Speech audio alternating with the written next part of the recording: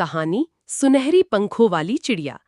बहुत समय पहले एक छोटे से गांव में एक गरीब लकड़हारा रहता था। एक दिन जंगल में लकड़ी काटते हुए उसे एक घायल चिड़िया मिली जिसके पंख सुनहरे थे। वो उसे अपने घर ले आया और उसकी देखभाल करने लगा। कुछ ही दिनों में चिड़िया ठीक हो गई और बोली, तुम्हारी दया के बदले मैं तुम्हें वरदान देती हूँ। लकड़हारे के घर में खुशहाली छा गई और उसके घर में कभी भूख नहीं रही और सब कुछ अपने आप मिल जाता। गांव वाले चकित थे, लेकिन लकड़हारे ने कभी घमंड नहीं किया। एक दिन चिड़िया विदा लेने आई और बोली, सच्चा सुख दूसरों की भलाई में है।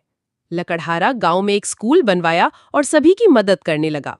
उसकी दया, विनम्रता और चिड़िया की कृपा से वो गांव का सबसे सम्मानित व्यक्ति बन गया।